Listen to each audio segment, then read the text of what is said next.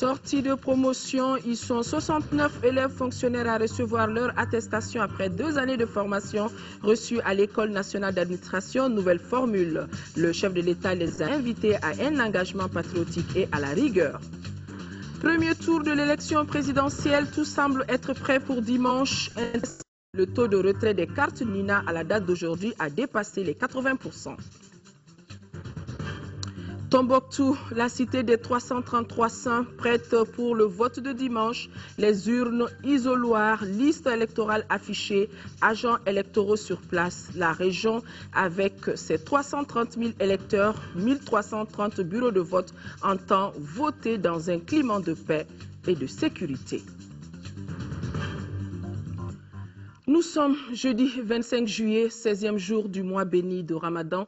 Mesdames et messieurs, bonsoir et bienvenue dans cette édition. Un journal que nous ouvrons par ce télégramme de condoléances du président de la République par intérim adressé au président de la République populaire de Chine, président de la commission militaire centrale de Beijing. C'est avec une profonde affliction que j'ai appris les nombreuses pertes en vies humaines et les énormes dégâts matériels provoqués par le séisme qui a frappé la province de Guangzhou le lundi 22 juillet dernier. En ce moment de deuil et de recueillement, au nom du peuple et des institutions du Mali ainsi qu'à mon nom personnel, j'ai l'honneur d'exprimer au peuple frère de Chine et à vous-même ma profonde solidarité et mes sincères condoléances. Je prie pour le repos de l'âme des disparus et forme des vœux de prompt rétablissement aux blessés. Je vous prie d'agréer, Monsieur le Président de la République, les assurances de ma très haute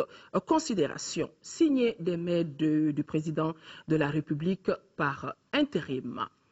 Je vous le disais dans le début de ce journal, la sortie ce matin de la première promotion de l'École nationale d'administration, nouvelle formule. À recevoir leur attestation après 2 années de formation. Les récipiendaires viennent de 9 corps, notamment conseillers des affaires étrangères, d'inspecteurs des finances et des impôts, d'administrateurs du travail et de l'action sociale. Le chef de l'État les a exhortés à la rigueur et dans un engagement patriotique. Reportage signé Bourama Traoré. La famille de la fonction publique s'enrichit de 69 élèves fonctionnaires. Ces nouveaux agents de l'État constituent la première promotion de l'École nationale d'administration nouvelle version. L'événement est à la fois solennel et historique. Solennel puisqu'il est présidé par le président de la République. Historique car cela fait 45 ans qu'un chef de l'État n'a pas présidé ce genre de cérémonie. La dernière remonte de 1968 avec Modibo Keïta, premier président du Mali indépendant. Le mérite revient certainement aux élèves fonctionnaires. Je suis heureux de vous indiquer que tous les 69 élèves fonctionnaires ont connu la réussite à l'issue des épreuves d'évaluation finale. La première promotion de l'École nationale d'administration se compose de conseillers des affaires étrangères, d'inspecteurs du trésor, des finances et d'administrateurs du travail et de l'action sociale, bref, de 9 corps. Les récipiendaires disent être bien formés pour servir valablement l'administration malienne. Nous avons été préparés et nous sommes prêts pour le service de l'État. Notre volonté est d'apporter notre pierre à la construction de notre pays, confronté aujourd'hui à de nombreux défis. Ce qui rassure le président de la République par intérim, pour qui la création de la nouvelle ENA répond à un souci, celui de doter l'administration des cadres compétents et professionnels, condition primordiale pour améliorer les prestations des services publics. Avec la sortie de la première promotion de la nouvelle ENA, notre fonction publique va s'enrichir quantitativement et qualitativement en personnel de conception et d'encadrement. Ces compétences nouvelles seront certainement porteuses d'innovation et d'efficacité au sein des administrations bénéficiaires. Cette promotion, de par son importance, constitue la preuve que le gouvernement n'a point renoncé à son ambition de doter l'administration malienne de cadres compétents, en dépit de la crise politico-sécuritaire dont nous sommes fort heureusement en train de sortir définitivement. Aux nouveaux élèves fonctionnaires, le chef de l'État conseille la rigueur, le professionnalisme et le patriotisme, des valeurs qui doivent être observées et respectées pour la crédibilité de notre administration, selon le professeur Dioncounda Traoré. La présente cérémonie consacre votre entrée définitive au service de l'État.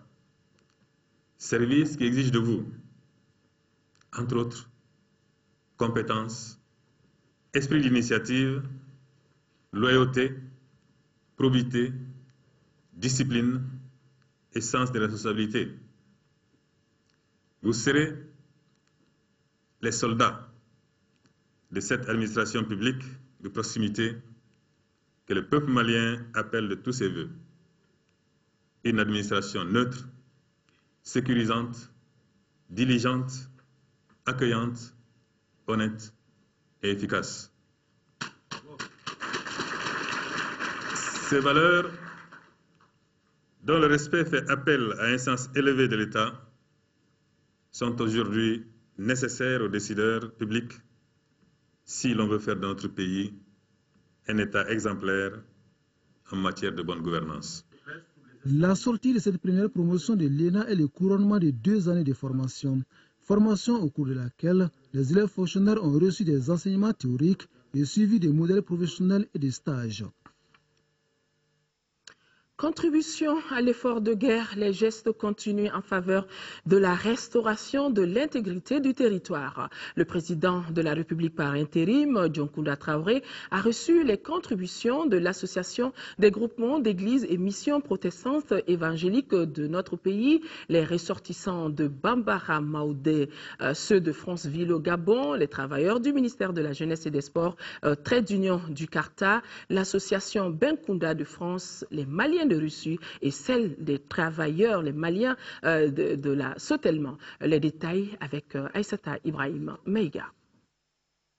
Investie dans la prise en charge des déplacés depuis le déclenchement de la crise, l'Association des groupements d'églises et missions protestantes évangéliques du Mali vient de remettre 5 millions de francs CFA au président de la République comme contribution à l'effort de guerre.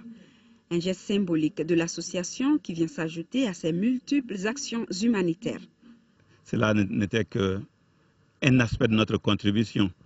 Comme vous savez très bien, les déplacés du Nord qui sont à Bamako, c'est l'église évangélique qui prend soin de ces déplacés, leur nourriture, les logements, la scolarité des enfants. Et en plus, au Nord même, dans les régions du Nord, à Sévaré et aux alentours, nos membres ont contribué à donner de la nourriture à beaucoup de familles, sans distinction de religion ou de race. C'est donc dans ce cadre que les ressortissants de Bambara Maoudi, dans la région de Tombouctou, ont contribué à hauteur de 4 millions et 14 bœufs. 1 500 000 francs CFA, c'est la contribution des Maliens de Franceville au Gabon. L'association Trait d'Union du Carta n'est pas restée en marge. Elle a remis 2 millions de francs CFA comme contribution à l'effort de guerre. Même geste de la section féminine d'embagnement de l'association Benkounda de France qui s'est fait représenter avec une enveloppe de 1 000 € et les Maliens de Russie avec 1 million de francs CFA. Les travailleurs du ministère de la Jeunesse et ceux de la Sotelman ont également contribué avec respectivement 1 700 000 et 5 300 000 francs CFA. Des engagements patriotiques salués par le président de la République par intérim qui, par la même occasion, a demandé à tous de prier pour une élection apaisée. La série sur le gâteau a été ce portrait du président peint par l'artiste plasticien Amadou Dabo qui dit avoir été inspiré par la sagesse et l'esprit patriotique du président de la République. Nous restons collés à ce sujet. Le ministre des Finances informe le public que la situation du compte bancaire ouvert à la BDM-SA intitulé « Appui aux forces armées » présente à la date du 19 juillet un solde de 2 996 559 487 francs CFA. Le ministre des Finances profite de cette occasion pour renouveler sa profonde gratitude à l'ensemble des généreux donateurs donateurs et les informer que la liste complète des donateurs figure sur le site web du ministère. Nous étions à la résidence du président de la République par intérim. Nous allons y rester pour parler de cette audience que le président de la République a accordée au représentant spécial du secrétaire général des Nations Unies pour l'Afrique de l'Ouest et les membres du comité de suivi et de vulgarisation du code de bonne conduite des partis politiques et des candidats. Aïssata Ibrahim Maïga. À 72 heures du premier tour de l'élection présidentielle, le représentant spécial du secrétaire général des Nations Unies pour l'Afrique de l'Ouest a rencontré le président de la République par intérim. Saïd Djinnit en a profité pour saluer l'esprit de sagesse par lequel le professeur Dioncounda Traoré a conduit la transition malienne. Le Mali s'apprête à aller aux élections dans quelques jours, présidentielles importantes pour le pays. Et je suis venu dire au président de la République et à travers lui à tout le peuple du Mali tous mes bons voeux pour que les élections se passent dans les meilleures conditions possibles et pour que le Mali, après les élections, se remette debout et se remette ensemble pour construire le nouveau Mali que tous les Maliens souhaitent. Accompagné du représentant des Nations Unies dans notre pays, Bert Koenders, l'occasion a été également mise à profit pour évoquer avec le président de la République les initiatives en cours pour la sécurité et le développement dans le Sahel. Les Nations Unies ont adopté une stratégie pour le Sahel et le Mali est au cœur de la problématique du Sahel. Donc nous allons travailler. Je suis responsable de la mise en place d'un mécanisme de coordination pour la stratégie du Sahel. Évidemment, travailler avec les autorités du Mali, avec mon collègue Bert Koenders, c'est quelque chose de très important pour nous. Donc nous sommes venus également parler avec mon collègue de ces mécanismes qu'il faut mettre en place pour des dispositifs au niveau de la sous-région. Auparavant, le président de la République par intérim a reçu les membres du comité de suivi et de vulgarisation du code de bonne conduite des partis politiques et des candidats. Louis Michel, député européen et chef de la mission d'observation des élections de l'Union européenne pour le Mali, affirme sans embâche que le scrutin de dimanche prochain est un pas de la stabilité de la sous-région et de l'Europe. Il a dit à sa sortie d'audience avec le Premier ministre. Le Premier ministre Django Sissoko, qui avait auparavant eu un entretien avec le représentant spécial du secrétaire général des Nations Unies pour l'Afrique de l'Ouest, Saïd Djinnit. Au micro de Mahamadou Bagayogo, nous suivons son compte-rendu. Des élections apaisées et transparentes, c'est aussi bien le souhait des Maliens que celui de la communauté internationale.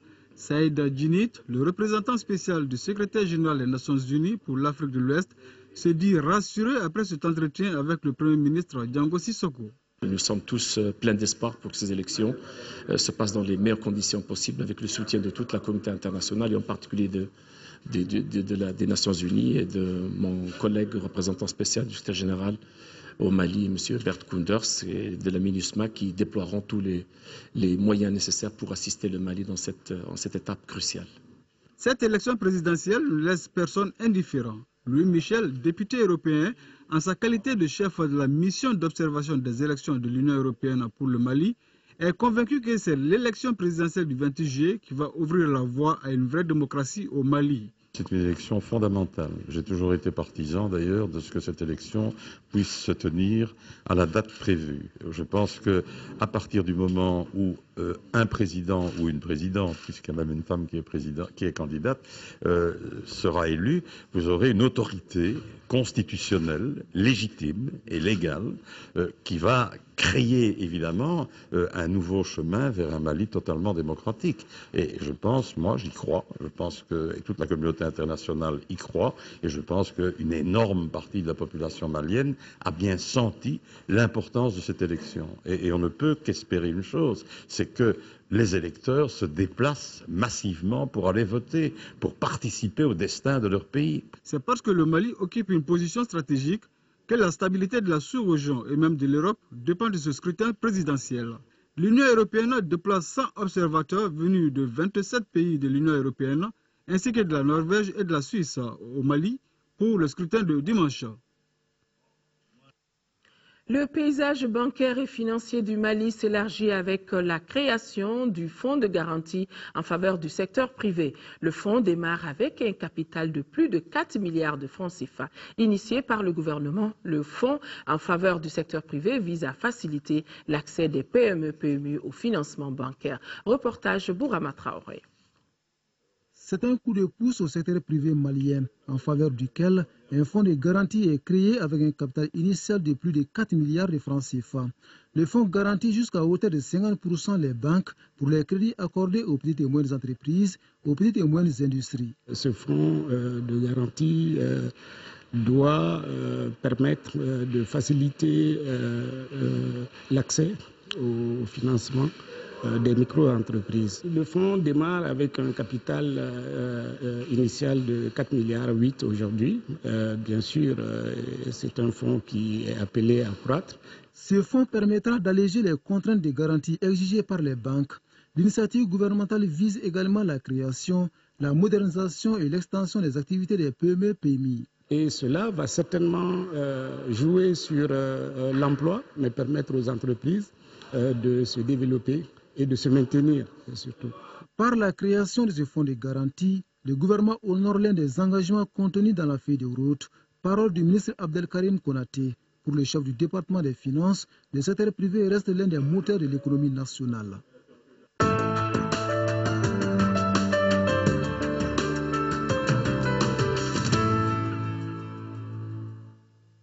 Page élection de ce journal, le comité de pilotage du projet d'appui au processus électoral du Mali fait l'état des lieux des préparatifs de l'élection présidentielle de dimanche. La situation de retrait des cartes Nina, l'acheminement de tous les documents et matériels électoraux étaient au centre des communications. Les documents présentés lors de la rencontre démontrent que tout est mis en place pour la transparence du scrutin. Nous parle Adama Kodjo. 6 829 696, c'est le nombre d'électeurs de cette année. Le document présenté par le comité de pilotage du projet d'appui au processus électoral du Mali fait l'état des préparatifs du scrutin du 28 de ce mois. Les processus d'acquisition des cartes Nina, des enveloppes pré-imprimées et les encres indélébiles ont été au centre des communications lors de la rencontre. Concernant les cartes Nina, le ministère en charge de l'organisation de l'élection présidentielle note une moyenne nationale de taux de retrait de plus de 82% pour permettre aux 18 000 électeurs potentiels réfugiés au Burkina Faso, en Mauritanie et au Niger de voter. Des équipes ont été mobilisées dans les régions de départ pour le tri des cartes Nina. Les opérations d'établissement des listes électorales sont effectives au niveau de tous les arrondissements des régions de Tombouctou et Gao, précise le document. À Kidal, c'est la poursuite des actions d'apaisement qui est soulignée. À la date d'aujourd'hui, tous les matériels électoraux sont déployés sur le terrain jusque dans les chefs-lieux de cercle. Pour la réussite de l'élection, 125 000 agents ont été formés et environ 25 milliards de francs CFA ont été mobilisés par les partenaires du Mali à travers le programme des Nations Unies pour le développement. Pour la quiétude dans les pays, les ministres de l'administration territoriale et de la décentralisation et de l'aménagement du territoire invitent les uns et les autres à éviter toute spéculation sur les résultats du vote avant sa publication provisoire par la structure habilitée. Le Mali se doit de réussir le pari de l'élection présidentielle le dimanche prochain pour sortir de la crise socio-sécuritaire. Un projet réalisable eu égard au taux de retrait des cartes Nina estimé aujourd'hui à plus de 80%. Les propos sont du directeur général de l'administration du territoire, Bassidi Koulibaly, qui précise que le scrutin du 28 juillet sera un test grandeur nature dans l'utilisation du fichier électoral biométrique dans notre pays. Bassidi Koulibaly est interrogé par Soumaïla Berté. Cette année, comme les années qui ont précédé, depuis 2002, le vote se fait au moyen d'un bulletin unique. Et sur ce bulletin, il y a la liste de tous les candidats. Donc, c'est ce bulletin qui sera utilisé pour permettre aux électeurs de fixer leur choix. Quand l'électeur rentre dans le bureau de vote, il se présente avec sa carte Nina.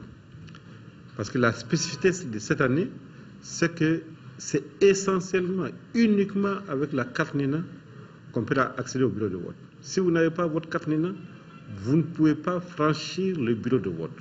Avec la carte NINA, on vérifie effectivement si c'est vous-même qui représentez cette carte-là, avec votre numéro NINA, surtout avec votre photo.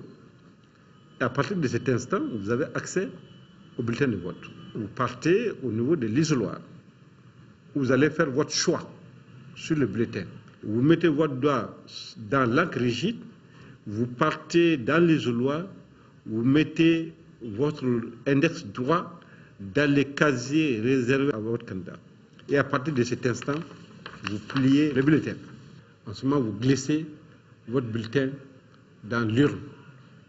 Après avoir glissé votre bulletin dans l'urne, vous allez émarger la liste d'émargement. Vous trempez l'index gauche dans l'acte indélébile. Lors des dernières élections, les procréations étaient autorisées. Est-ce qu'on va observer le même système lors de cette élection présidentielle? La nouvelle loi électorale stipule que peuvent avoir usé de la procréation les éléments des forces armées qui sont sur le théâtre d'opération, les membres de la CENI qui sont en mission, les agents électoraux, c'est-à-dire les présidents du bureau de vote et les assesseurs, les délégués des candidats. Voilà quelques catégories de personnes qui sont citées par la loi électorale qui peuvent user de la procréation. Quand est-ce que les forces de défense et de sécurité vont accomplir leur devoir civique, quand on sait que c'est elles qui doivent assurer la sécurité du déroulement du scrutin?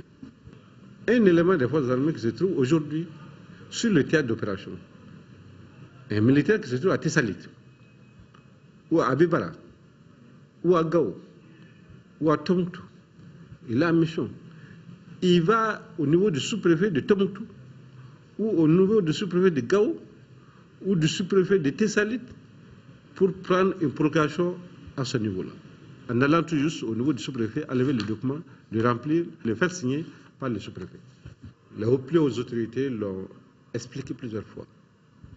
Tout le monde sait que c'est une élection particulière parce qu'elle va consacrer la sortie de crise.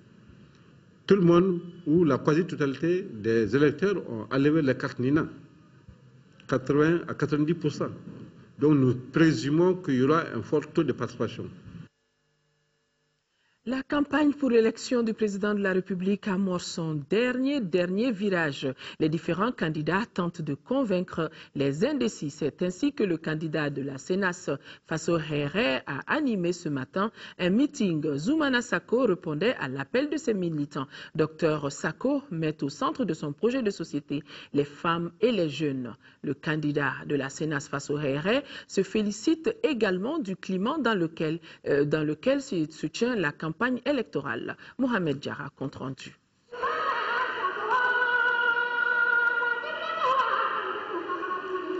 À l'initiative des jeunes et des femmes de la CENAS Faso Here, le candidat Zoumana Sako remobilise ses militants et sympathisants pour le scrutin du 28 juillet.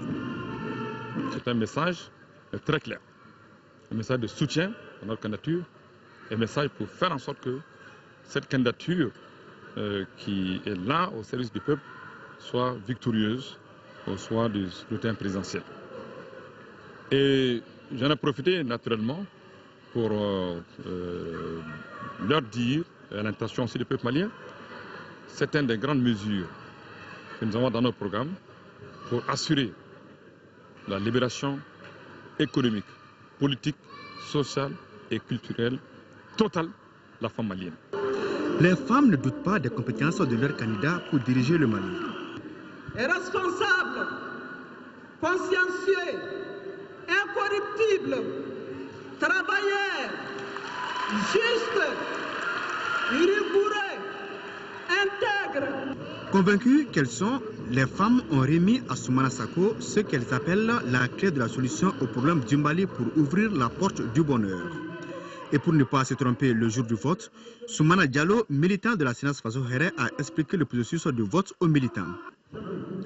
Avec un ton de fermeté, l'économiste politique s'est réjoui du climat dans lequel s'est déroulée la campagne électorale. Je crois que la campagne du Management s'est déroulée dans des conditions assez civilisées.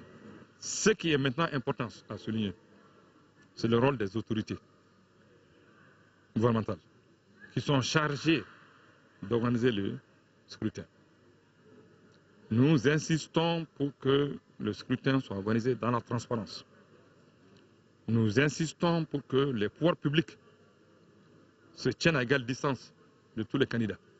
Le candidat de la séance Faso Hérès se dit très confiant pour le scrutin du 28 juillet. Cependant, il ne minimise pas ses adversaires. Nous avons des sondages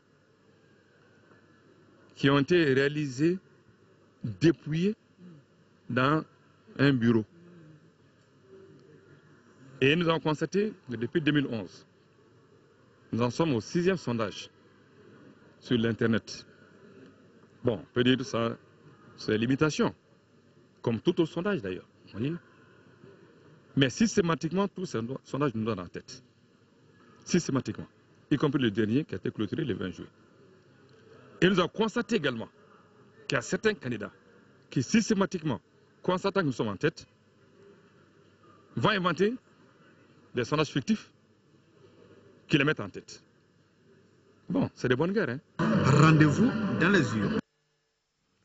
Le candidat du parti Yelema, Moussa Mara, a clos ce matin ses meetings pour l'élection de dimanche prochain. Au cours de ce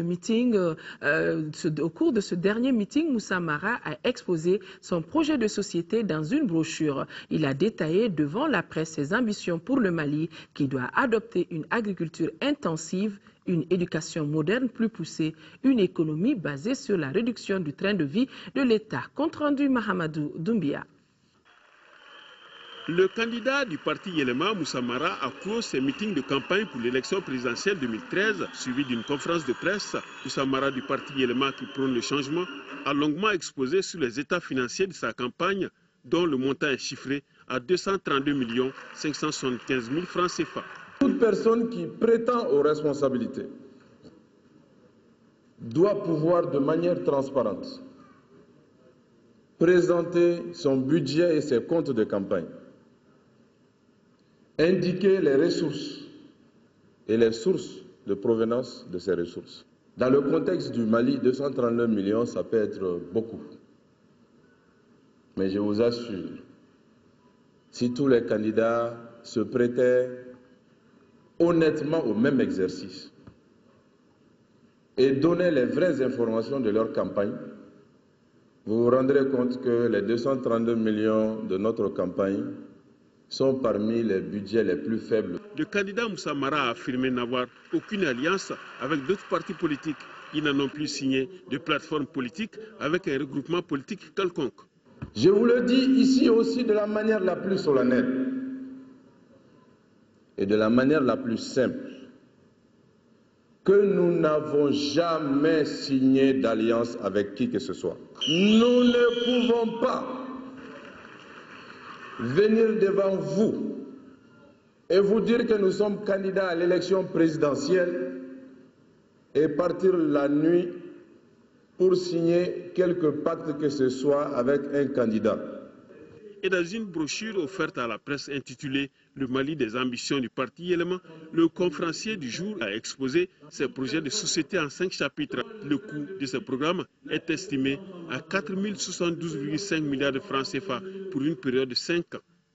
Faisons en sorte que nos 8 capitales régionales, peut-être plus avec l'augmentation du nombre de régions que nous proposons, disposent toutes des infrastructures adéquates en matière sanitaire, en matière d'assainissement, en matière d'accès d'eau, en matière de formation, d'enseignement supérieur, pour que les populations qui vivent dans ces villes ou dans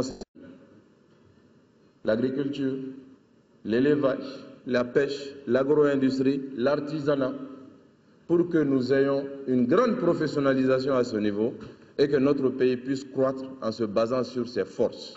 À l'horizon 2030, en réponse aux journalistes, Moussa Mara souhaite un Mali disposant d'une armée exceptionnelle, un Malien de type nouveau, une justice profondément réformée, un train de vie de l'État réduit, une école de très haut niveau.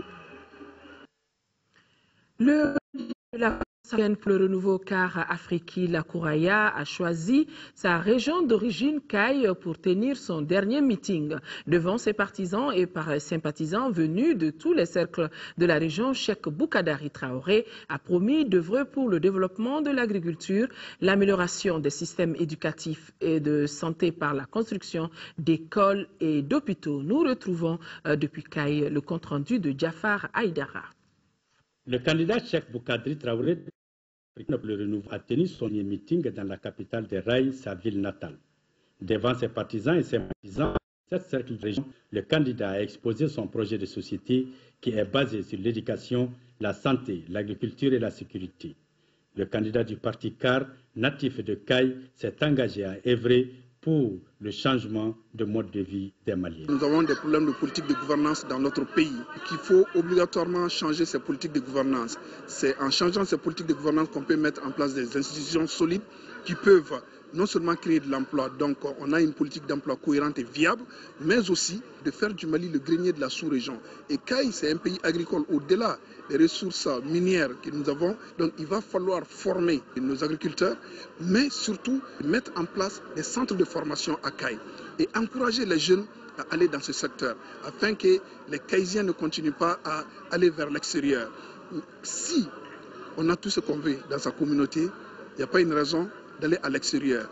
En plus de cela, nous voulons que les ressources exploitées à Caille bénéficient les Caïsiens. Non seulement que les jeunes Caïsiens aient de l'emploi à travers les sociétés qui exploitent les mines, mais aussi il faut mettre des raffineries à Bamako ou même à Caille, afin qu'on puisse savoir la quantité exploitée, la quantité exportée et mieux les taxer, afin qu'on puisse construire non seulement des hôpitaux, des écoles à Caille, mais des routes.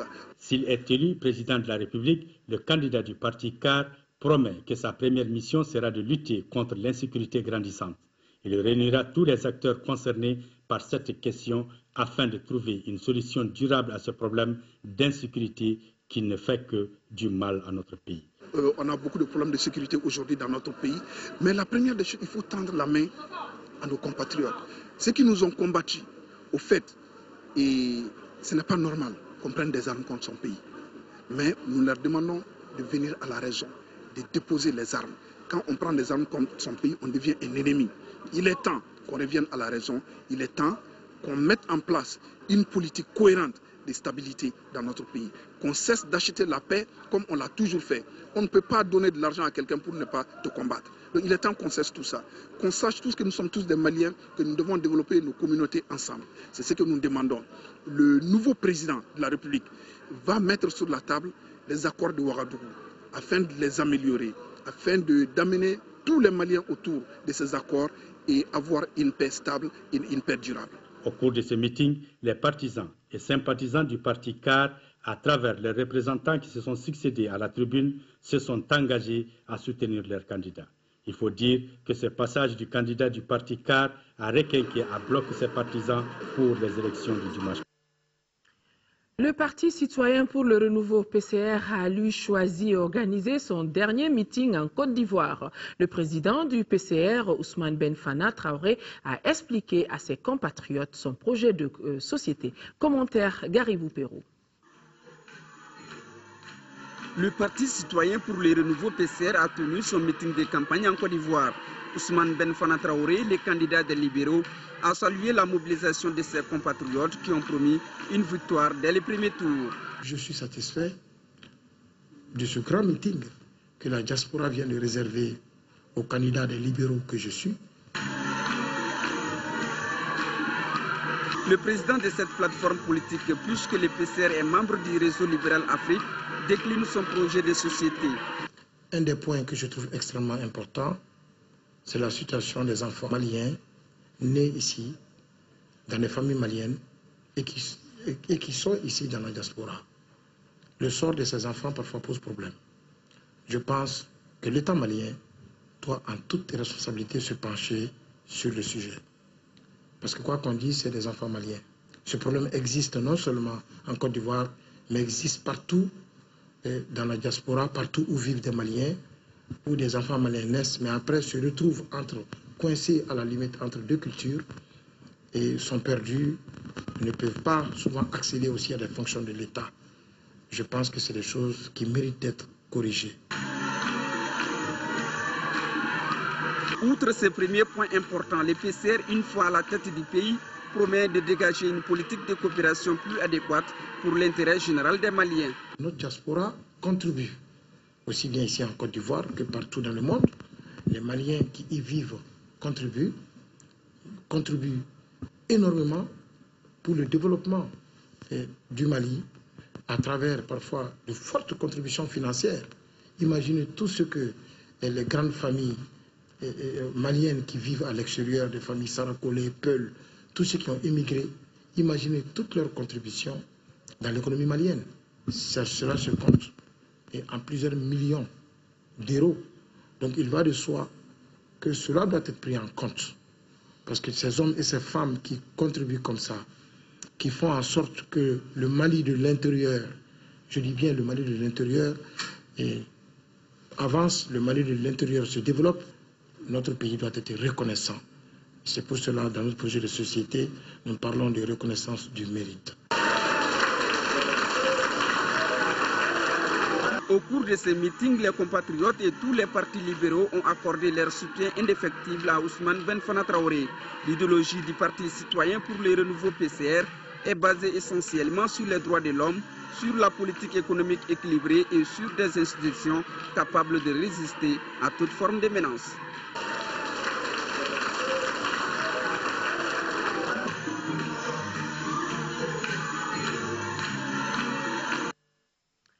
À la veille donc de l'élection présidentielle, le bureau exécutif de l'Union nationale des travailleurs du Mali tient à adresser aux candidats et à la candidate ainsi qu'à leur parti et aux associations qui les soutiennent ses chaleureuses félicitations pour leur engagement pour le Mali. Il rappelle à chacun que le scrutin du 28 juillet marquera d'une pierre blanche un nouveau départ historique qui devra réaffirmer notre commune volonté de renforcer notre État de démocratie dans une République unie et indivisible. Le bureau exécutif de l'UNTM invite la candidate et les candidats au fair play et à la sauvegarde de l'idéal démocratique qui seul doit nous mobiliser et la communauté internationale nous observe.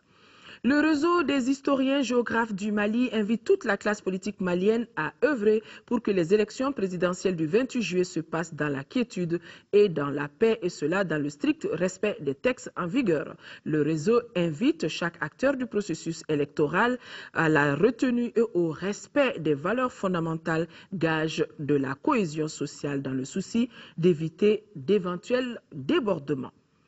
Le président de la Commission électorale nationale indépendante, qui était notre invité hier soir, a rencontré cet après-midi à l'hôtel Olympe l'ensemble des observateurs accrédités pour l'élection de dimanche prochain. Compte rendu signé Isaac Tchenou. Souhaiter la bienvenue à ces hôtes, tel est l'esprit de cette rencontre entre la Commission électorale nationale indépendante et les observateurs accrédités dans notre pays, conformément à la Djatiguia. Occasion pour Mamadou Djamoutani, président de la CENI, de rappeler aux 3865 observateurs mobilisés pour le 28 juillet leur importance. La CENI considère les observateurs nationaux et internationaux comme des membres étendus de la CENI. Nous avons une mission de supervision. Vous êtes aussi venus pour superviser. Notre mission est un plus dans le renforcement de la crédibilité du scrutin à venir. Autant la CENI est le garant moral de l'organisation des élections, autant votre présence massive peut constituer une preuve de la transparence de ces élections. Nous comptons sur vous, vous qui avez une certaine maîtrise de la pratique de l'observation, vous qui savez que l'observation électorale obéit à des normes. La CENI a déjà pris l'engagement d'accréditer tous les observateurs possibles pour crédibiliser davantage l'élection d'une crise. Le président de la CENI a aussi fait état des cartes non personnalisées qui seraient en circulation. C'est pour cette raison que nous avons dépêché aujourd'hui même à Paris le président de la commission électorale d'ambassade de Paris, Kéchéri Doumbia, qui doit se rendre aujourd'hui à Lyon, où se trouvent ces cartes stockées, pour aller faire un constat devant l'huissier de ce que nous avons et nous rendrons public ce résultat. L'élection présidentielle de ce dimanche 28 juillet mobilise au total 6 829 696 électeurs attendus dans 2123 bureaux de vote de Kayi à Kidal. Le Centre malien pour le dialogue interparti et la démocratie a procédé au lancement de 2 projets Femmes et élections. C'était ce matin au centre Awa Keita.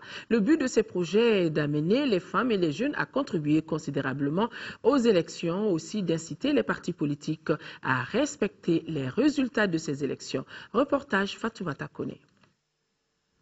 Amélioration du positionnement des femmes sur la liste de candidatures en vue des élections de 2013-2014 et la plateforme Veille des femmes pour des élections sans violence et équitables au Mali sont les projets lancés par le Centre malien pour le dialogue interparti et la démocratie, CMDID. Tandis que le premier projet améliorera la représentativité accrue des femmes aux élections générales, le second permettra de relever les défis de non-violence liés aux élections. Il s'agit d'offrir alors spécifiquement aux femmes une bonne connaissance du système des institutions électorales, nous permettant de relever les défis pour une émergence politique favorable. Analyser les différents projets de société des candidats dans le cadre de la prise en compte du genre en période de campagne électorale. Elles ont réussi à mettre la question du genre au cœur des débats de la présidentielle par l'interpellation des candidats, leur prise de position par des sujets, sur des sujets aussi cruciaux que le quota, la parité, l'emploi des femmes et des jeunes. Différents thèmes seront développés, dont les obstacles auxquels les femmes sont confrontées, les enjeux liés à la participation des femmes. Je voudrais profiter de cette tribune pour renouveler les remerciements du ministère de la Famille, de la promotion de la femme et de l'enfant à tous les acteurs qui œuvrent au quotidien pour l'émergence politique des femmes et surtout pour des élections inclusives et apaisées. Les organisateurs ont mis la cérémonie à profit pour signer une pétition à laquelle adhèrent les partis politiques composant la plateforme. C'est pour permettre aux partis politiques de s'engager à respecter la voie des urnes. Occasion également pour lancer le site du regroupement www.plateforme.mali.org.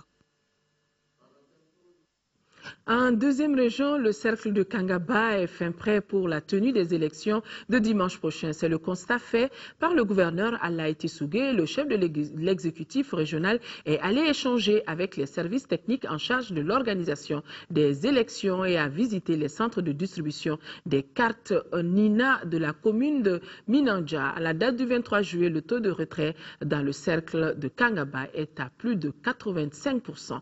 Seydou Traoré.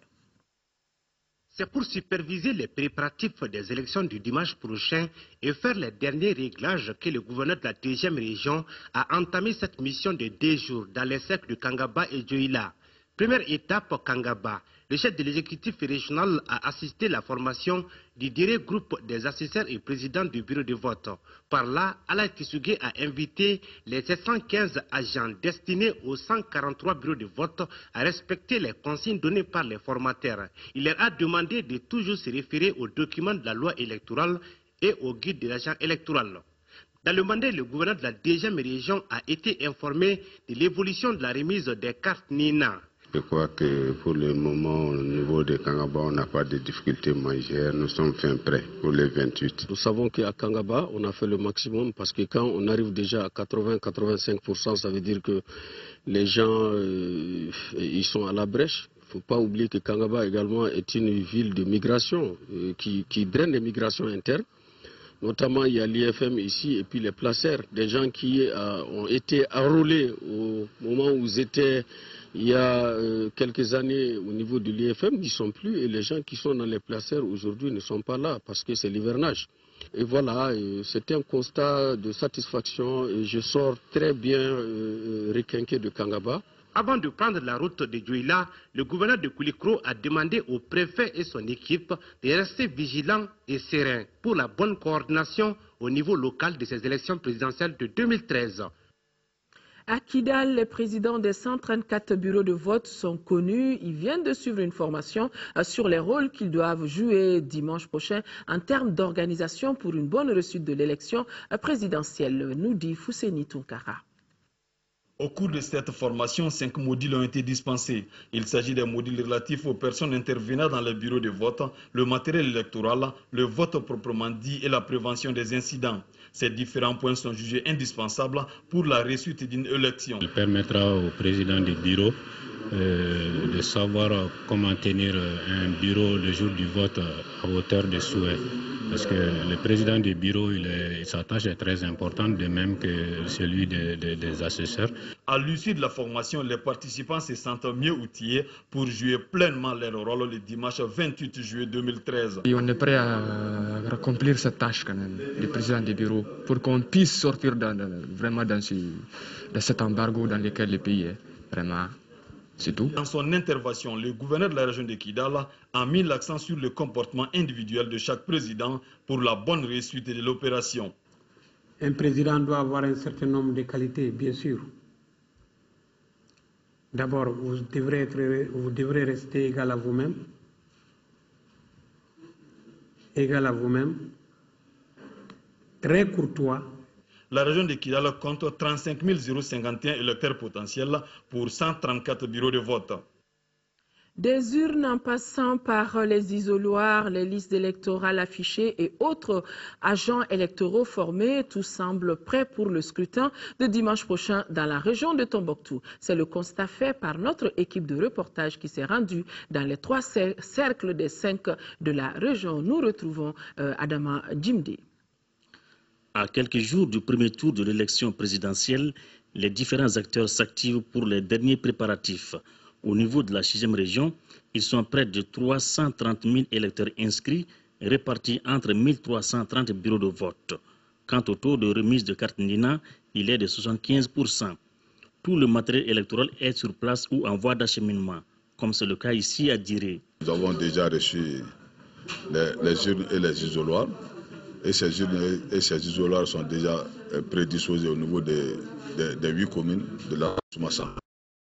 Et le reste du matériel, c'est déjà les bulletins, le petit matériel, c'est déjà à Tombouctou. Et ce n'est qu'une question de quelques heures pour les avoir. À Goundam, les retardataires s'emploient à remplir les formalités de retrait des cartes.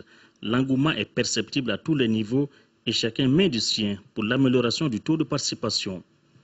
Je suis là à la recherche de l'un de mes éléments, de mes parents, pour leur faciliter les élections.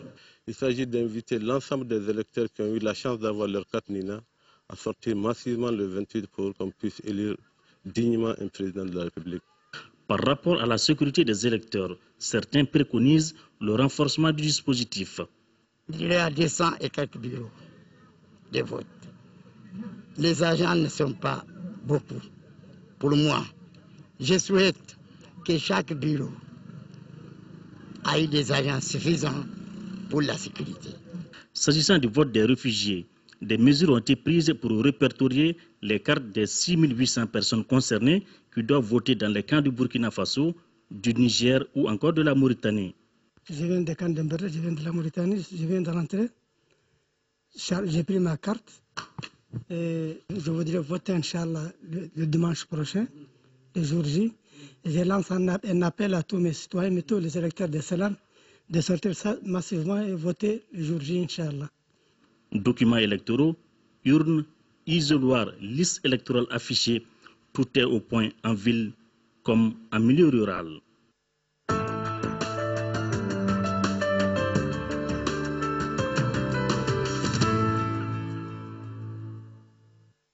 Le jingle est venu plus tôt que prévu. Nous avons des communiqués en relation avec l'élection de dimanche prochain. L'ambassadeur de la République du Mali au Sénégal, dans le cadre de l'organisation de l'élection présidentielle, réitère son invitation aux partis politiques pour faire parvenir à l'ambassade leur liste des mandataires délégués ainsi que celle des délégués et suppléants.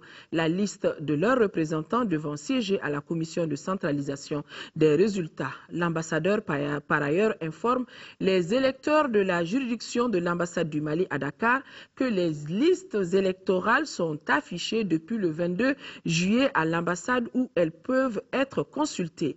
Qu'à la date du 24 juillet, le taux de progression d'enlèvement des cartes Nina dans la juridiction est de 71,77%. Enfin, l'ambassadeur invite les électeurs potentiels de la juridiction à bien vouloir retirer les cartes Nina dans les différents bureaux de distribution qui seront ouverts jusqu'au 27 juillet à 18 h.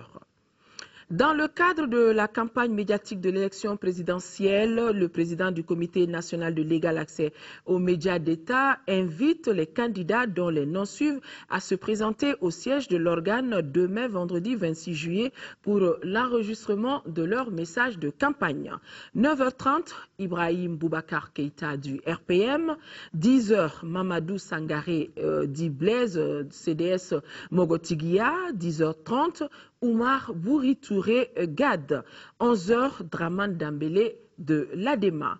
Vous pourrez suivre après ce journal les messages de campagne des candidats Cheikh Bougatari Traoré de Car, Youssouf Sissé, indépendant, Konimba Sidibé du MODEC et Zoumana Sako de la Sénas Faso Héré.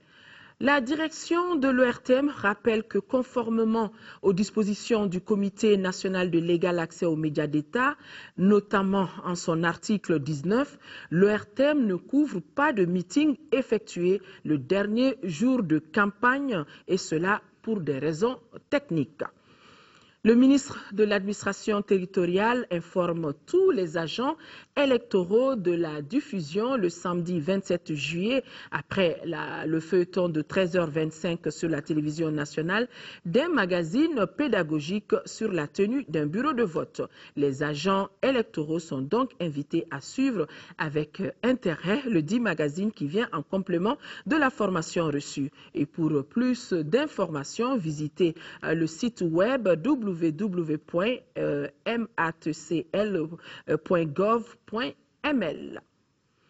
Enfin, la société malienne de presse éditrice du quotidien L'Indépendant et Bamako Hebdo informe les lecteurs et annonceurs que leur journal L'Indépendant sera dans les kiosques demain vendredi, bien que cette journée soit chômée et payée sur toute l'étendue du territoire national. Demain, chômée et payée consacrée à la journée citoyenne. En raison de l'élection présidentielle de dimanche prochain, l'audience ordinaire de la Chambre correctionnelle du lundi 29 juillet est renvoyée au jeudi 1er juillet. De même, l'audience civile du vendredi 26 juillet est renvoyée au mardi 30 juillet. L'actualité sur un tout autre plan, lancement ce jeudi du rapport annuel 2012 de la Commission nationale des droits de l'homme. Ce document de 3 chapitres renseigne sur les violations des droits de l'homme liées aux événements survenus dans notre pays, la situation carcérale et les activités menées par la CNDH en 2012. Moussoukura Konaté. La Commission nationale des droits de l'homme, CNDH, est une institution étatique mais indépendante. Elle œuvre pour la promotion et la protection des droits humains, le renforcement de l'état de droit et la promotion des libertés. Dans l'accomplissement de cette mission, la CNDH élabore chaque année un rapport qui fait le point de la situation carcérale et des droits de l'homme. Ce rapport est articulé autour de 3 chapitres. Le premier chapitre porte sur les violations des droits de l'homme liées aux tristes événements survenus au Mali en 2012, l'impunité face à ces violations. Le deuxième chapitre concerne la situation carcérale dans les maisons d'arrêt de Bamako, de Sikasso, Ségou, Mopti et de certains commissariats de police et de gendarmerie suite à nos visites. Dans le troisième chapitre, nous avons évoqué les activités que la CNDH a menées en 2012. Enfin, nous avons émis des recommandations à l'attention des autorités, de la société civile, de la CNDH elle-même, afin que des mesures soient prises et destinées à ce que les violations constatées ne se reproduisent plus. Le ministre de la Justice, Garde des Sceaux, a félicité la CNDH pour le travail accompli sans aucun accompagnement de l'État. L'État n'a pas apporté à la CNDH tous les moyens de sa mission. Vous comprendrez que pendant ces 15 mois, nous avons travaillé davantage avec l'extincteur que la truelle. L'extincteur, c'est pour éteindre le feu, la truelle, c'est pour bâtir. J'aurais voulu être un maçon pour bâtir la CNDH de nos aspirations, Madame la Présidente. Je sais grandes les difficultés, mais persévérer toujours. La Commission nationale des droits de l'homme a été créée en 2009. Ce rapport est le 3e du genre. La publication du présent rapport est rendue possible grâce à l'appui financier de la Fondation Friedrich Ebert. Suite au mauvais comportement de l'homme, le Mali perd chaque année 500 000 hectares de forêt. Une déforestation qui nous coûte 142 milliards de francs CFA chaque année. Ce sont là les propos du ministre de l'Environnement et de l'Assainissement lors du lancement de la campagne de reboisement et de l'assainissement 2013. Et c'est Santigila qui a été choisi pour le lancement. Envoyés spéciaux, Mamourou Sidibé et Adama Kamara, mais avec la voix de Aldjouma Tina. Restaurons et préservons nos forêts pour ne pas laisser notre avenir se tarir. C'est le thème de la campagne nationale de reboisement 2013. La lutte contre la désertification reste un défi à relever, sachant que notre pays perd en moyenne 500 000 hectares de forêt chaque année. Les objectifs de la campagne nationale de reboisement 2013 portent sur la production de 48 146 183 plants, toutes catégories confondues.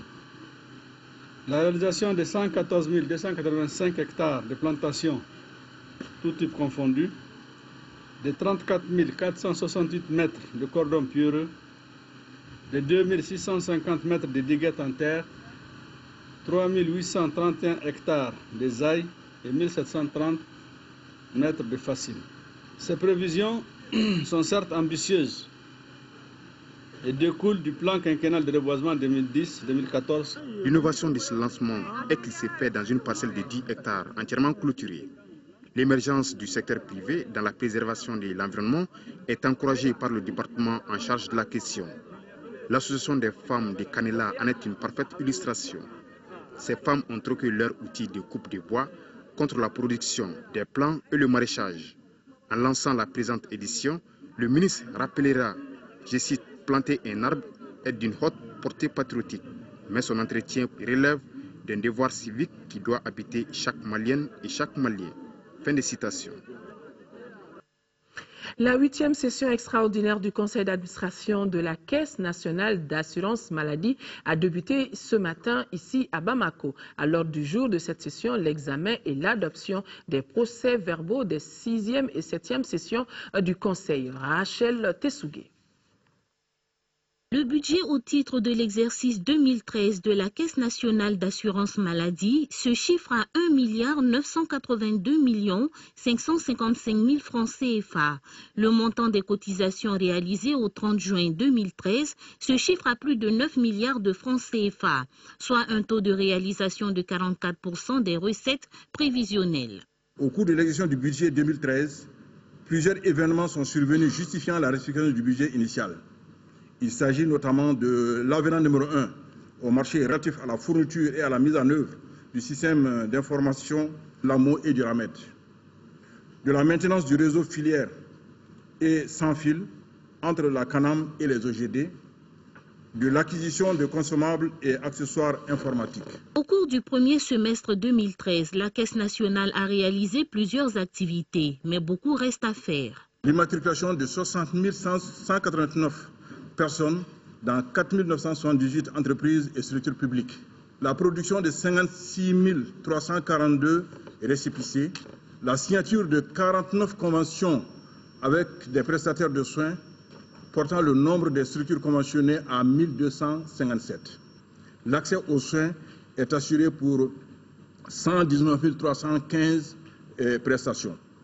Au cours de cette session, il a été également question de l'installation d'une base de données d'échange informatisée avec les organismes gestionnaires délégués. Autre session, celle de la 6e session ordinaire du Centre national des œuvres universitaires. Cette session vise entre autres l'adoption du procès verbal de la 5e, l'examen des besoins en personnel du centre, le compte-rendu des modifications intervenues dans le projet de budget. Ce que nous dit Nando Dambélé dans son compte-rendu. Cette session se tient à une période où le Centre national des œuvres universitaires amorce sa renaissance. Depuis janvier 2013, le service est à l'œuvre pour l'application des orientations données au cours du dernier conseil. La présente session, nous la plaçons dans le contexte de l'amélioration des services offerts dans le cadre des missions du Centre national des œuvres universitaires. Puisque l'amélioration, nous en avons fait un credo depuis le début de l'année. Et c'est ce qui va conduire nos missions jusqu'en fin d'année.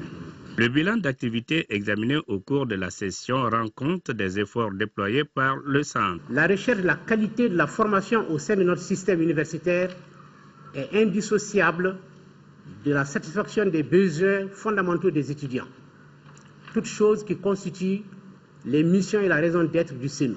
Inscrivant dans le cadre du partenariat pour une école apaisée et performante, le budget 2013 s'équilibre en recettes et dépenses à la somme de 26 milliards 224 650 577 francs CFA, financés à 99% par le budget national. Rappelons que le Centre national des œuvres universitaires a fait d'énormes efforts pour la satisfaction de ses besoins, comme la bancarisation des allocations financières concernant les bourses et les trousseaux, l'organisation des compétitions sportives interuniversitaires dotées des prix et des trophées. Voilà, mesdames et messieurs, ce qui met fin définitivement à ce journal. Merci.